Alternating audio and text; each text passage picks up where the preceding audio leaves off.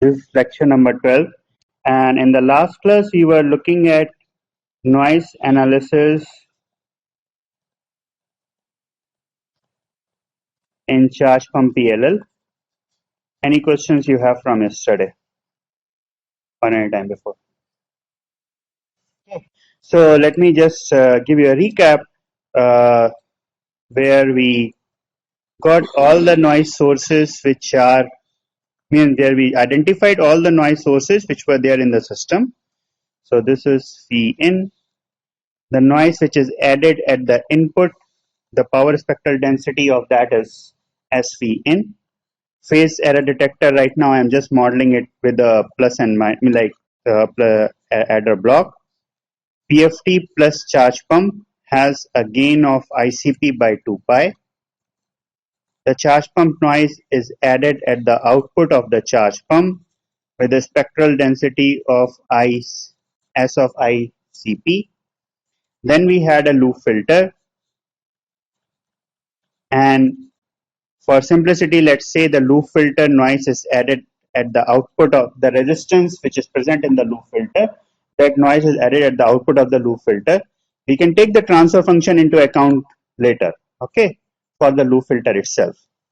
And then we had VCO. So since I'm writing everything in the gain block, the VCO has a transfer function of K VCO over S, and the noise of the VCO is added at the output of the oscillator, which is S VCO, phase noise of the VCO. So let me just write it as S phi VCO. Oh, this becomes more complicated. So okay, S VCO here, and the output of the oscillator goes to a divider. So any noise which is present in the divider that can be added at the output of the divider, and this is the feedback. So let's just S of feed divider, okay, and this is 5 times output. So these are all the noise sources so far we know which exist in the charge pump based PLL. So what we did, we find the noise sources independently, and then we find the noise transfer function, which are nothing but the gain from different locations to the phi out. So this is for phi out by phi of, let's say, any of the noise sources which you are seeing in the above block. These are the transfer functions for that. So the total noise spectral densities. So let me just say total noise power spectral density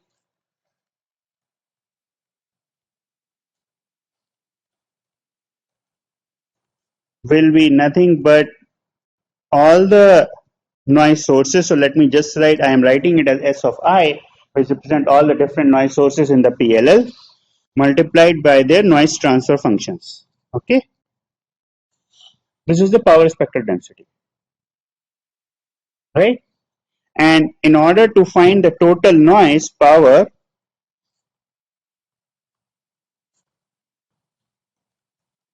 this should be just the integral of, so let me just write this as S total. Okay, this is the integral of S total with respect to frequency, or total with respect to frequency from 0 to infinity. Okay, so we got all the noise power. We integrated all the noise over different frequency, not the different frequencies, all over the frequency. So there are different noise sources integrated together over the frequency. And since all the noise sources are uncorrelated, so addition is, the simple addition is right. Now I want to know what is the total jitter as such. So let's me write what is the uh, jitter. So if I know the total noise power, what is the relation? So this noise power is it in terms of radian square, right? I'm looking for all the phase noise at the output. Phase is in radian. So the units of this is not this. So let's say, yeah, the unit of this one is radian square per hertz.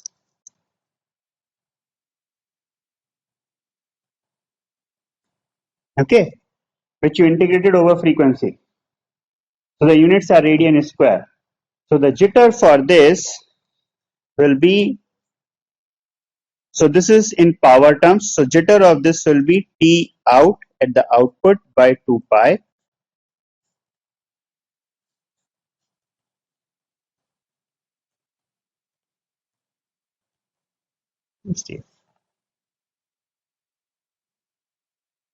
Right? T out is this is with respect to the output clock time period. Okay. So this number will be in seconds, whatever it turns out to be. And in terms of radian, let me say in radians, it is nothing but just 1 over 2 pi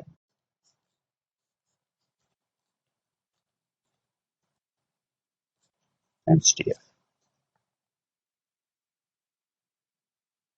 Okay. So is there any confusion in this analysis? So yesterday I just, yeah.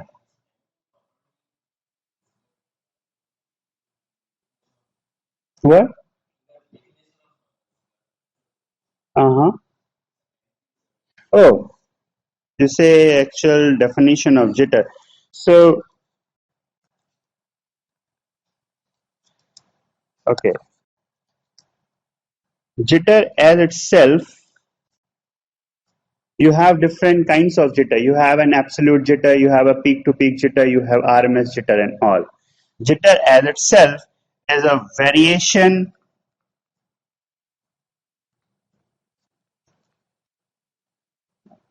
in so let me just define it. So let me just give you an example. So first, so let's say this is an ideal clock. It means that each rising edge will, on an absolute time scale, will occur at same instant of time. Let's say capital T, right? It's an ideal clock. So now any variation in this rising edge, any variation in the rising edge, it's actually falling edge will be also be there, but we are looking only at the rising edge here. Any variation in the rising edge is the deviation. So delta T is T of, let's say, ith rising edge from an absolute time. This is the variation, right? Where you can say I is means I is a real edge number, right? So I is equals to fun to and all continue. So delta T is the variation. Now the mean square value of delta T, if I ask, okay, so X. Now if this ith edge is changing because of a random noise in the system, okay, so let me just say T of I varies, yeah,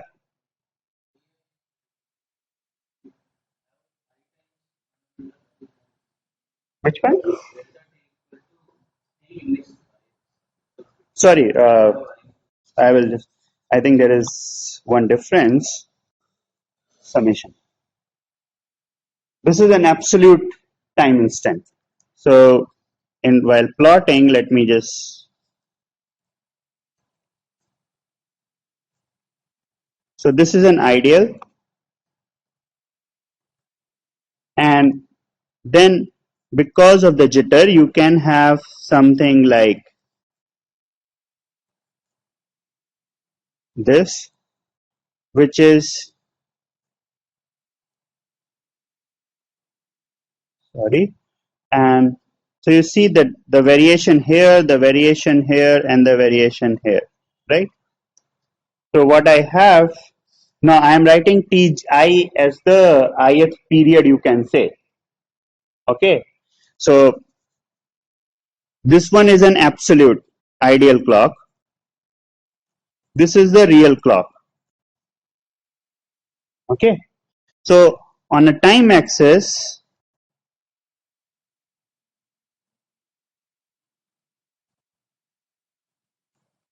this is 0, T, 2T, etc. Right? Whereas the actual rising edge occur here at first instant delta T, right? And the second is 2 times. So the what I am writing delta T is an absolute deviation of the ith rising edge, right? Where Ti is time period of ith clock.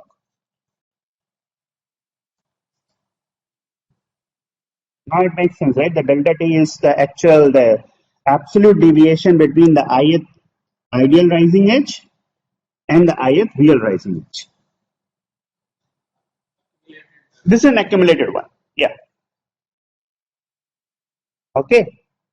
Now, if Ti changes due to the random noise in the system, so does delta T. Okay.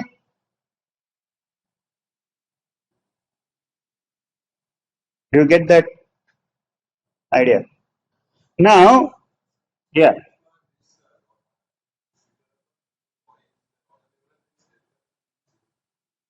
mean can be zero. But what about this variation? When you say on an average it is zero, but that doesn't say that at a given instant of time, it might be deviating by a lot, at least for a few fractions of the actual time period is surely possible there, right? So what you are saying is that the mean of delta t is nothing but the mean of expectation of Ti minus I times T, right? And T is not a random variable as such. So this mean will be equals to 0. If you are locked to on an average, you are locked in a certain lock in to a given frequency.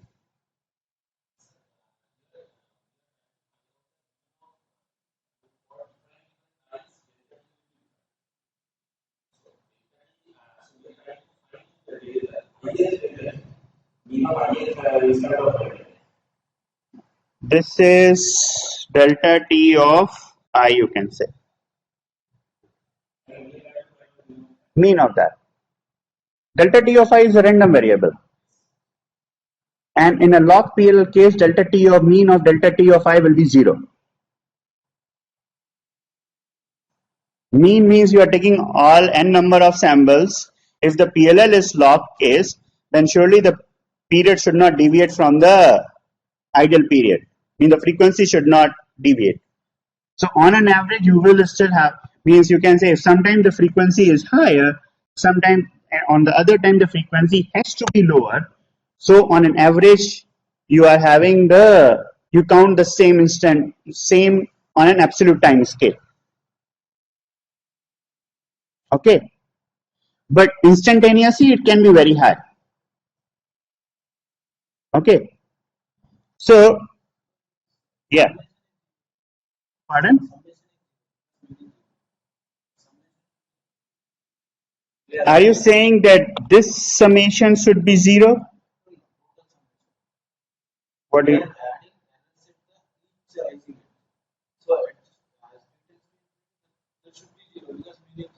No. So which expression are you telling? Can you tell me the expression I was? So in this case, right? So okay. Uh, so let me rewrite it. I think this is a bit confusing for you here. That delta t of I, okay, is equals to summation of t of k less than equal to I, okay, minus I times t. So summation is not over the it. This is delta t of I. So okay, I say this one is little bit confusing. So this is the exact expression you can have.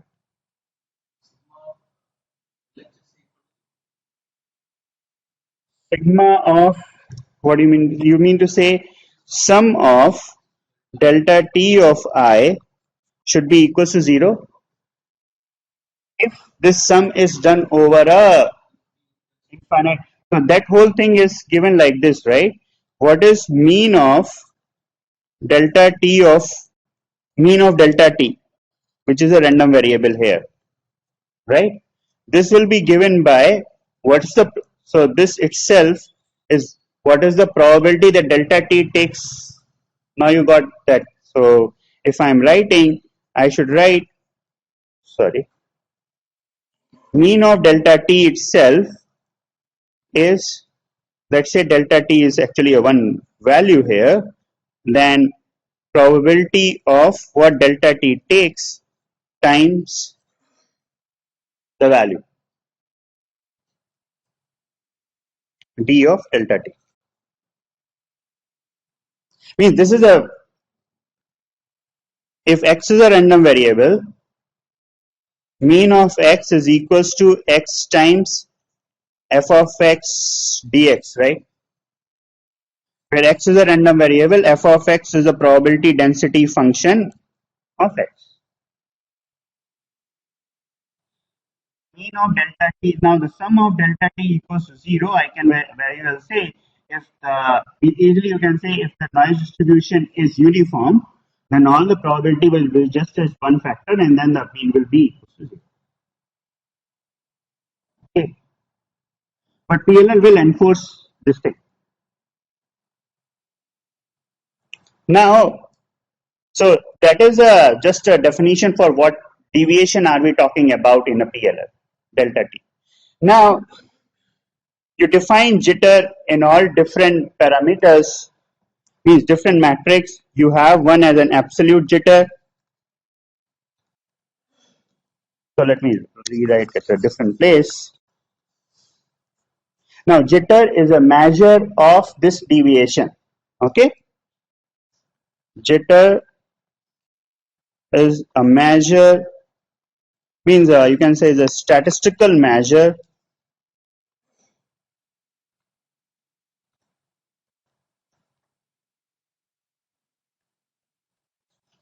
of deviation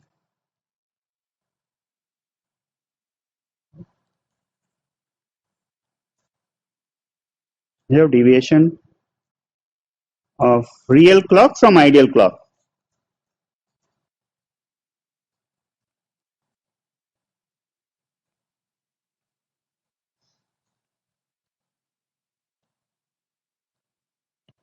Okay, when I say it's a statistical measure of the deviation, then there are different kinds of it's like statistical metrics will be there.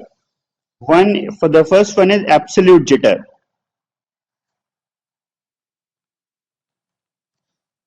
which is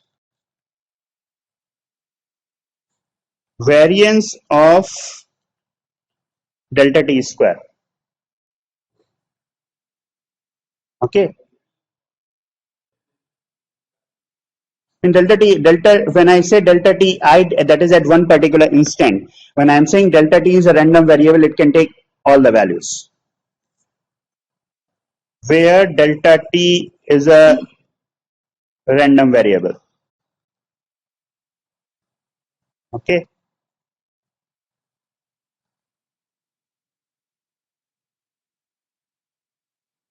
Okay.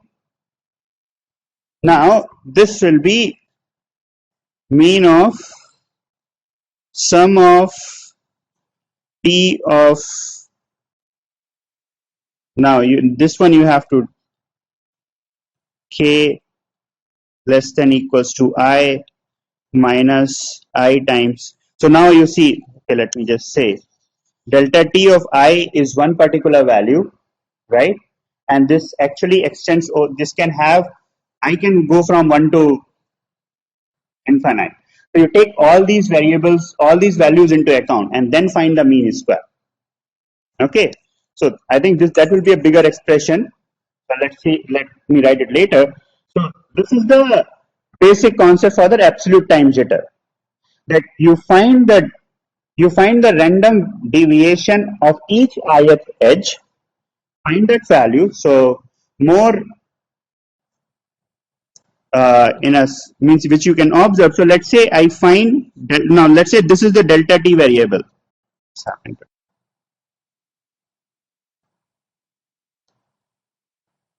So you find delta t value at each of these points, okay, which is actually dependent on the previous time period in this particular case. So I find delta t at each of the points, and I find the mean square of root mean square of this delta t, which is actually an absolute jitter in time domain. Okay, this absolute jitter in time domain is also equal to the root mean square, or sorry, this time domain absolute jitter is also equal to the root mean square of the integrated integrated power in frequency domain. You know the relation between the time and the frequency, right? So this is as per that relation. Whether you do with the frequency domain or you do with the time domain, if you take large number of, like the number of samples are large enough, then the jitter calculation with the two methods will be the same. So in case of the frequency domain, so let me give you this one is a frequency domain method.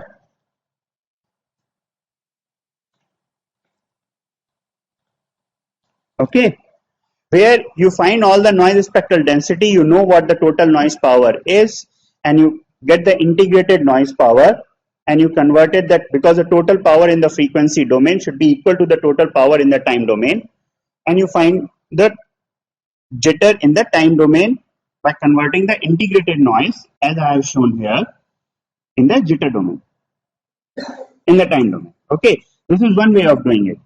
Another way of doing is you look at each rising edge in a real time, okay, and find delta t for each edge. Delta t for each rising edge, and you wait for an infinite amount of time. Now this infinite amount of time is a very it's like no one can wait for an infinite amount of time. So the thing is, if you wait, so there it comes that if you wait for a certain number of samples, your jitter calculation will be accurate to only a certain percentage. Okay, but if you wait for a long enough samples, not like infinite, then your jitter number which you calculate from the time domain will be in very close approximation to the frequency domain. So we do both kinds of measurement in a PLL. Okay, we also do a phase noise calculation, and we also do the time domain calculation. So if you have seen any of the PLL papers, you would see let me just show you one. Okay. Okay. So you would have seen some kind of phase noise plot like this. Output. So what is this? Is frequency. This is the this one is given in dBc per hertz, and this is phase noise, total phase noise. So let me call this as a total phase noise. So you measure the frequency domain. In the frequency domain, you measure the power spectral density. Okay, and then you integrate this power spectral density. So if this is S of phi, means when you are measuring, it has all the effects taken into account. You do not do it. You do not need to find NTF in the measurement. It has been because you are looking directly at the PLL output. Now you integrate S of phi with respect to hertz df. You do this calculation and you find the total noise. Okay, so now 1 by root 2 pi, this value is equals to your jitter. This is long term absolute jitter. Okay, then the other curve which you have seen is the time domain one, which is,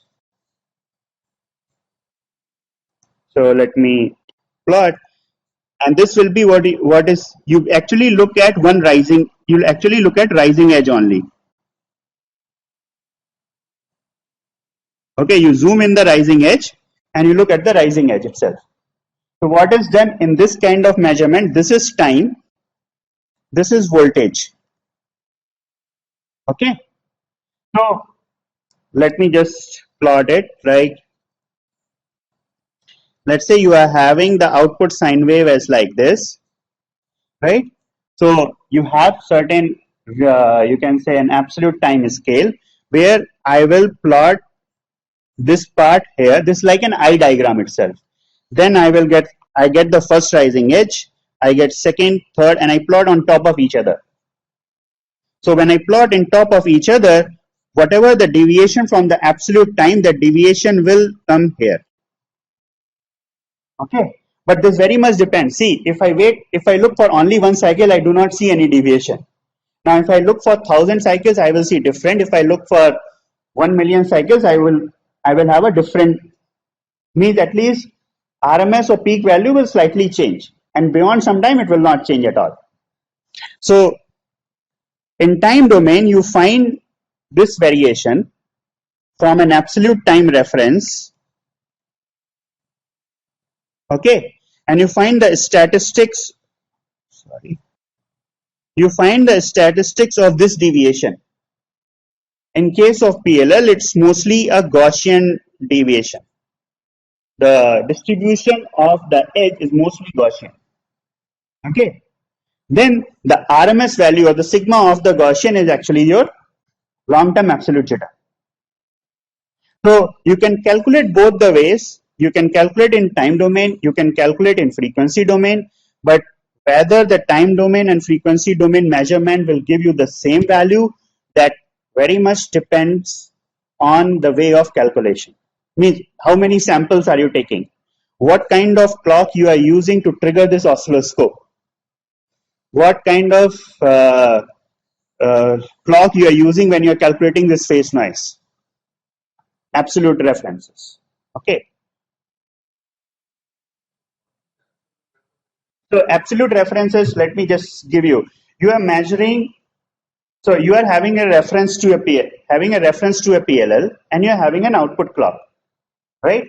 Now, when I measure the output clock on a scope, what trigger are you giving to the scope? Think about it. I want to measure the deviation in the output of the PLL, right? So to measure the deviation, I should have a clock which is better than the PLL. If my clock is as bad as the PLL, then I will not be able to measure. And if my clock is worse than the PLL, then I will be measuring the actual clock jitter rather than my PLL jitter, right? So when I say you need an absolute time reference, that absolute time reference should be cleaner than the clock which you want to measure. So you cannot have an absolute time reference from nowhere, right? There should be someone who is giving you that absolute time reference. And that absolute time reference is mostly given by, there are clock generators, RF clock signal source, which gives you a really clean clock. Means where the jitter are actually lesser than 100 femtosecond. So you can use a 100 femtosecond reference to measure a picoseconds of jitter. But you cannot use a picosecond of reference to measure a 100 femtosecond.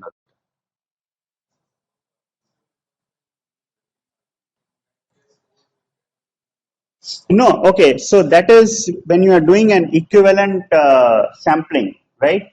So, okay. So let me just say, it's the same clock, right? Which I have plotted here. This is the clock. This is the input to your oscilloscope, where you want to measure the jitter. But the frequency which you are using for trigger is actually much lesser than this frequency, right? And I am going to do the same window which I have shown here with this time domain jitter, right? What now? Let me say if I skip every eighth edge, just for example, right? If I wait for an infinite amount, of means long enough time, this doesn't matter because the random thing should have come. What you are saying means not what you are saying. What you think is that to measure a clock at frequency, let's say 10 gig, I need a 10 gig of reference. No, you can measure with a lower value also. Okay. Another, since we have brought this here, I will say also. Let's say uh, this is important as such. Let's say you have a reference and this is output. Okay. And we all know that the and this is a clock multiplier, so the clock is getting multiplied by n. Now the reference frequency will surely be, it is, in this case it is lesser. It can also be used as a trigger when you are measuring the output clock, because I am using the reference frequency, it's the exact multiple, so I can use it. What do you think can be a problem while doing this same time domain method?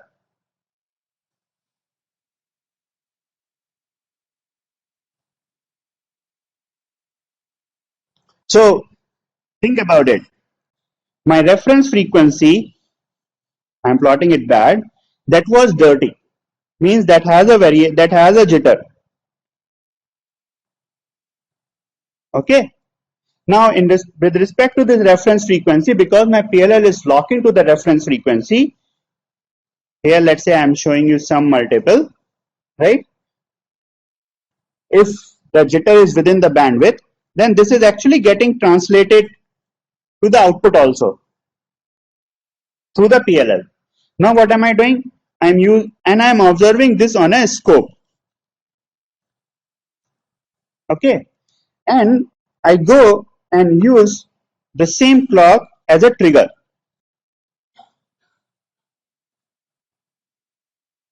So can you tell me what variation won't be called? So you should be cautious. What source are you using? So any disturbance on the reference might not mean, I would say not all the, because it again depends on the PLL bandwidth and other. So all the variations on some variations on the reference which are actually coming at the output will not be caught if you use the same reference as a trigger for the scope. Okay. That's what I'm saying. PLL is suppressing noise at the output, but the so you know that from input to the output is a low pass transfer function. So any noise which is within the bandwidth of the PLL, which exists on the reference, is transferred to the output. So that will not be caught. Okay.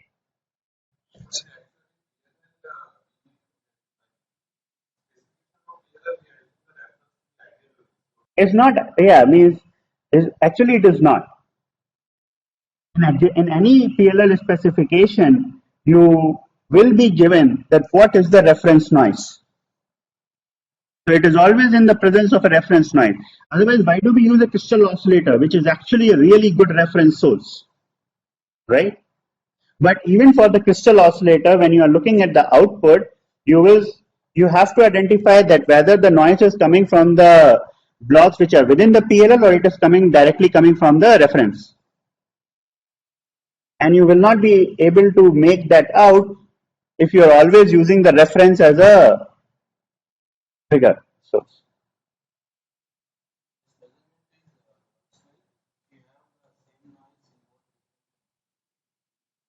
If I have same noise, you say this measurement works well or this measurement doesn't work well? Huh?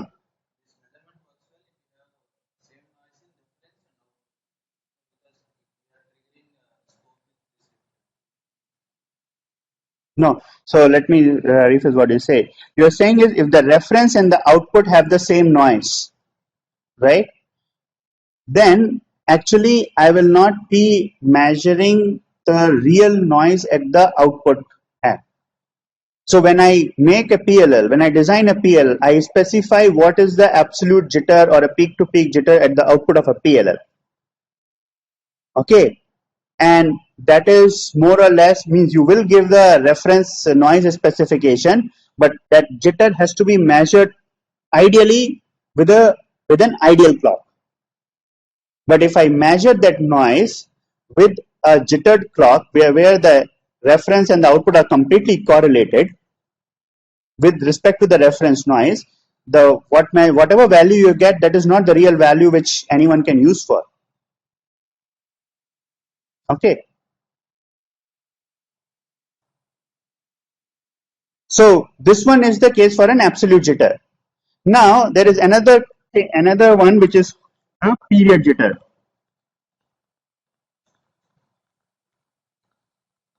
Period jitter is nothing but, so let me define that variable, that is T of I minus T. Means here you are talking of period itself, you are not talking of the absolute value. So that is another jitter value. Okay, I can point you guys to one. There are actually many definitions for different kinds of jitter: period jitter, end period jitter, absolute jitter. Okay, so you can look at that reference. I think that actually gives much more detail also. So in any PLL design, you find long-term absolute jitter. So this one, and you see that this jitter is a standard deviation. It's a mean square value. Okay, and the other thing which you also find is a peak to peak jitter. I'll tell you where it is important. So this is another jitter. So let me just say, so I have shown you that here if you're looking at this distribution, right, of the deviation, this is Gaussian in nature. And if this is Gaussian in nature, then standard deviation is what you are calculating as sigma here, right? Whereas peak to peak jitter ideal Gaussian peak to peak jitter is infinite. But whatever you are measuring, that depends on how much time do you spend to measure it. Okay, so you can measure peak to peak when you are specifying plus minus 3 sigma or plus minus 5 sigma or plus minus 7 sigma. You can measure that. So this is in case when you are having all the noise sources are actually random noise sources.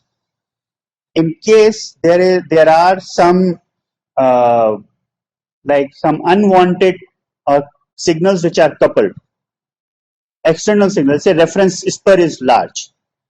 Okay, so if the reference spur is large, that's a deterministic, more or less a deterministic in the system.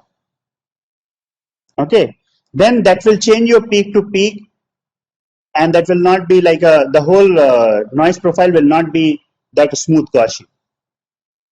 So you also measure, in most of the cases, if the PLL is well designed, there are no unwanted or large coupling signals, then you will have a nice Gaussian noise profile, and the peak to peak is what time which you measure for, 3 plus minus 3 sigma, 7 sigma, or the other. Whereas if you are having large coupling signals like reference, which make the big changes in the Gaussian profile, then you will actually have more spread and more distorted kind of profile if you are still looking at the profile. And then the peak to peak jitter will not be following your nice Gaussian approximation of the thermal noise. So you specify both RMS jitter and peak to peak jitter for an output of a PLL. Any question? Yeah.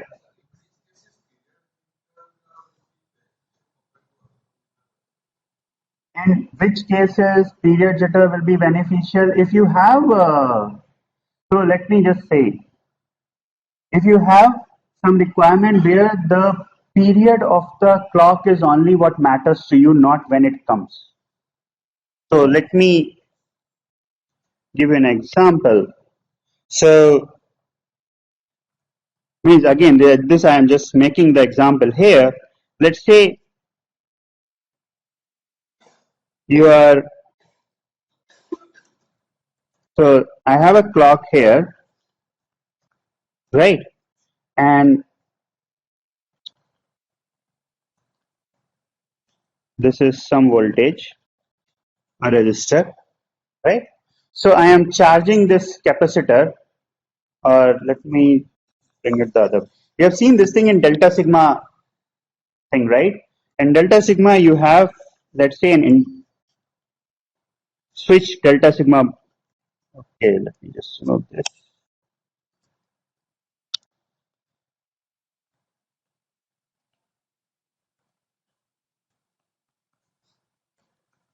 Okay. So what we have here is V, and let me just say, okay. So this capacitor, and you have V in. Okay. This I'm just making up here that V out, C1 and C2. Okay. So if let's say the period, the variation in the period jitter, here what matters is what is the total charge dumped, right? And if I make it, if I give you a clock which is only 25% duty cycle, or once in a, like, not 50% duty cycle or something, then you can easily understand that till the time,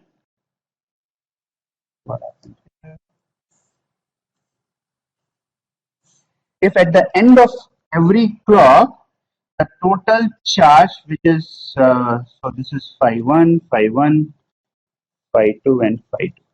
Okay. If the total charge, which is in this capsule, will it make more sense? If the total period which you are giving for the charge remains the same for both C1 and C2, or if it is not varying that much as from an absolute time scale, right? Then your period jitter is, in this case, the period jitter will be important. So let me see. If I can think of better example, I will show you here. So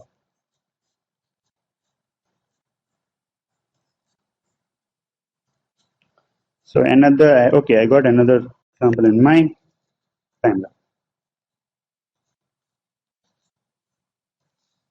Okay, so I can have a deviation. So in an absolute time, you might be varying a lot. Okay, but your period doesn't vary that much. If this is what you need in a system which is again application dependent. Here I am thinking here, if the total time period which I am allowing for the capacitor to get charged and get discharged is the same. Okay, means it can, if that always happens, then it's like either a phase shift from an absolute time, or it is either the clock is drifting slowly. Okay, then that means that then the jitter, absolute time jitter, is not that important. Okay, whereas in all other cases where your absolute timing is means if you are sampling any particular bit, so if you are looking for a that's like CDR application where you are getting this kind of signal at the input of the receiver, okay, and if your rising edges like absolute time is moving means you start with here and then you keep on drifting in terms of absolute time scale, right, then your bit will go wrong. So here the absolute time scale more make, but both the absolute time scale jitter and the period jitter, they are correlated. It's not that they are not correlated. You see, right, the absolute time jitter is just a sum of, so this I can also write it as, so let me just say summation of T of k minus T, right, where k is less than equal to I, which is nothing but sum of k less than equal to I. Let me write it as T period of I, period. So these two are related. Okay. Period will also take care of volume adjustment. We don't have that information. Why period jitter takes care means if the falling edge can change means now the case is whether you are interested in the falling edge or not. But if you're not if you're always interested in the rising edge, then I think period jitter and the absolute jitter are only rated by this expression. You cannot, I don't think you can say that the falling edge is taken care of in the period jitter. No, can we correlate this like this? Both elements we have the same Mm-hmm. so, but this falling edge is let's say that is valid. In this case, we get periodic jitter different. In periodic jitter, why will we get different if the falling edge varies?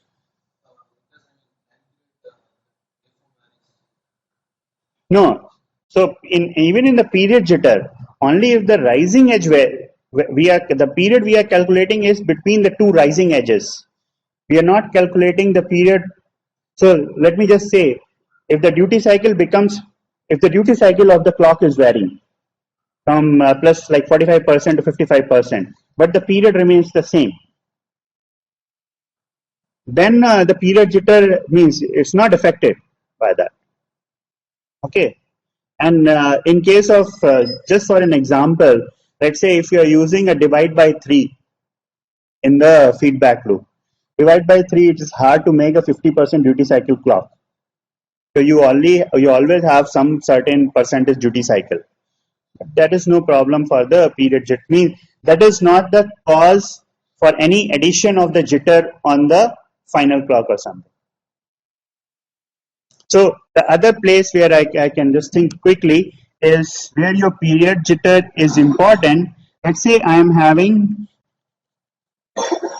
clock and clock 90 degree. This is one of the applications. This 50 and 590, and I am using these clocks or some phase to actually get a certain duty cycle clock. So here in this case, let's say in this case it will be by XORing. This is 50, 590. This is XOR operation on 50 and 590, right? And I am looking for the width of these pulses, right? So let's say if 50 moves and 590 moves, if both of them moves, or the next also edge moves, if the deviation between them remains the same, then that is not of, that is less concern. I will think of some better examples to explain the different, like where these are important, but the absolute time in case of data recovery, you can see In case when you want to generate a like a duty cycle pulses, their period jitter becomes more important.